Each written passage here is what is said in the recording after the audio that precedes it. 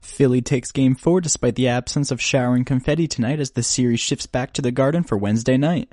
My name is Matt Genak, reporting for CLNS Media, the leading online provider of audio-visual coverage for the Boston Celtics. Tonight's episode of the Boston Celtics Newsfeed post-game recap is sponsored by Mack Weldon.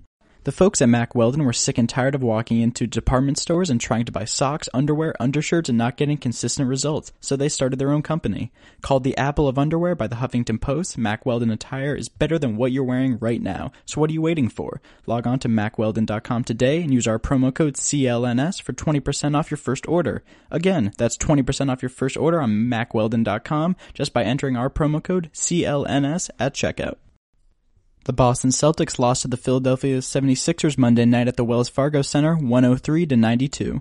Philly is now officially on the board in this series but saw no celebratory confetti following tonight's game as they have fought to live and play another game.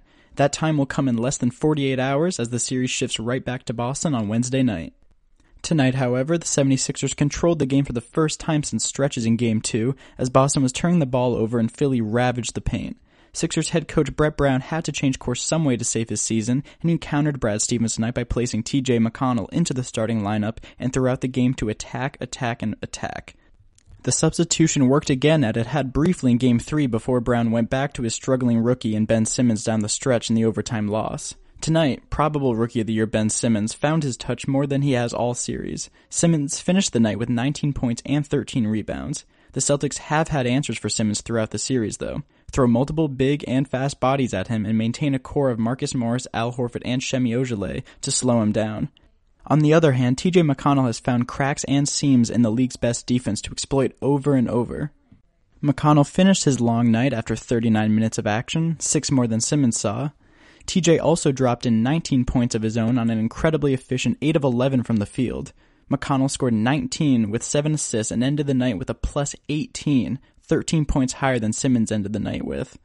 The Celtics didn't have much to brag about tonight, as they struggled mightily to set up an offense. Jason Tatum led the way with 20 points, and Marcus Morris supplied 17 off the bench, but offense was hard to come by throughout this game. The Sixers finally held onto the ball for the most part tonight, as Boston could barely stay upright at times and were making surprising mental errors. Philly capitalized on these mistakes and scored 16 points to Boston's 3 off turnovers alone. Without much rhythm or cohesion on the offensive end for Boston, the Sixers dictated the flow of the game as they held a double-digit lead throughout much of the second half. After the game, Brad Stevens said, quote, "What do we end up with? 15 turnovers? Our turnovers have progressively risen, and we're going to need to get those back down," unquote. Boston turning the ball over was already only heightening the offensive rebounds Philly was all over in the loss. The Sixers made the paint a priority on both ends of the floor as they grabbed 10 more offensive rebounds and scored 22 more points in the paint than the Green. Shane Larkin left the game in the first half with a shoulder injury after attempting to run through an Embiid screen at the top of the key. Larkin was never able to return to action, and he is sore now and will be reevaluated and have testing done tomorrow. Larkin's absence in accordance with early foul trouble had Brad Stevens juggling an even more restrictive roster than he has gotten accustomed to. The Celtics lost the game by 11, but most likely understand that could have gone a lot worse, with Philly missing 21 threes at home and subpar shooting from Embiid, Redick, and Bellinelli, who combined to shoot 11 of 36 and 4 of 15 from deep. Boston got what it needed in Philly by taking Game 3, but the series is still on the green to close out. A closeout in the Garden is always sweet, and this group will be ready come Wednesday night, because as Marcus Smart said following the Game 4 loss, quote, "We're pit bulls, it's a dogfight, and we're going straight for the neck," unquote. That wraps things up tonight for this episode of the Boston Celtics Newsfeed post-game recap. Thanks again to MackWeldon.com for sponsoring tonight's episode and giving our listeners 20% off their first order with promo code CLNS. Remember to keep it locked on to @CLNS Media on Twitter all throughout this year's entertaining Celtics playoff run, and definitely check out all of our live coverage from Philly on the CLNS YouTube and webpage.